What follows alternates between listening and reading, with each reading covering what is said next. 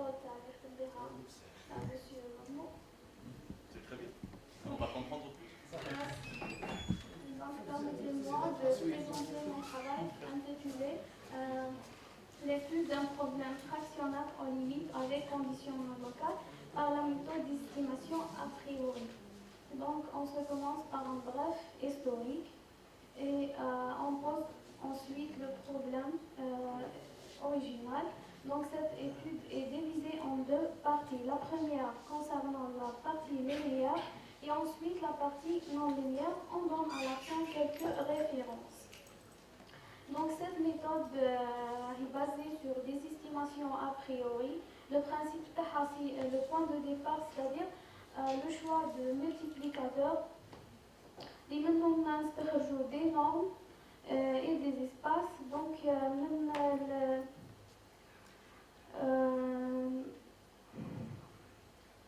l'unicité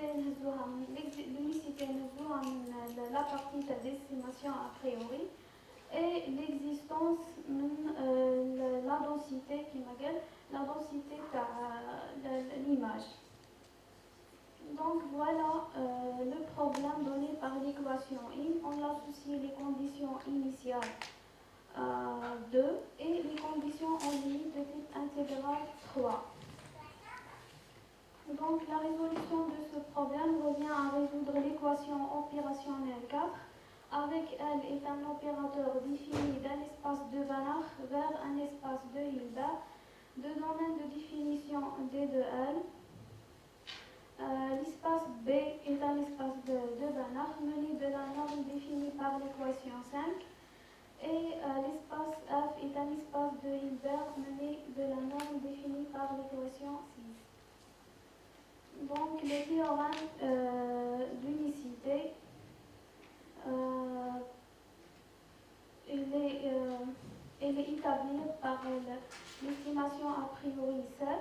Donc, qui m'a dit, le point de départ, on choisir un multiplicateur 1V, presque une formulation variationnelle. Et ensuite, en intégrant par partie chacun les termes, en utilisant les conditions initiales et intégrales 2 et 3 et quelques inégalités, donc on obtient l'estimation a priori 7.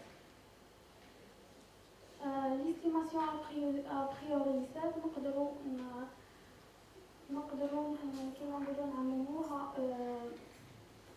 vers les éléments de D de L bar. L'opérateur L est à l'image fermée et de plus on a la fermeture de l'image Rn égale à l'image de L bar, où L désigne l'image de l'opérateur L. Le problème 1.3 admet une solution forte unique qui est définie par L-1F, où F c'est le triplet des conditions initiales et dépend continuellement des données initiales pour tout élément F. Donc on choisit une fonction phi et supposons que V est donné par la formule V.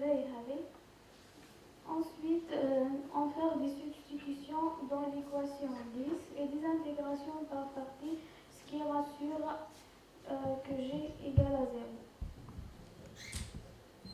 Ensuite, on passe à la partie non linéaire. On considère le problème auxiliaire 11.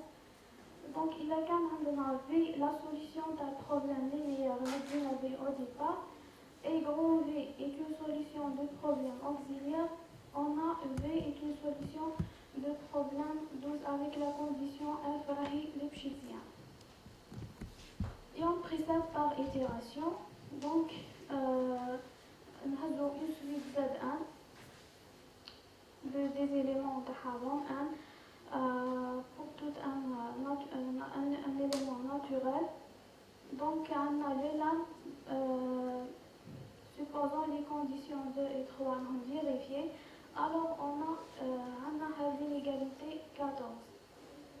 Et enfin, le théorème les rassure l'existence de l'unicité dans le problème au départ 1.3 à rendre une solution unique. Donc, comme conclusion, l'applicabilité de la méthode في le cas fractionnaire. Et à la fin, on donne quelques références.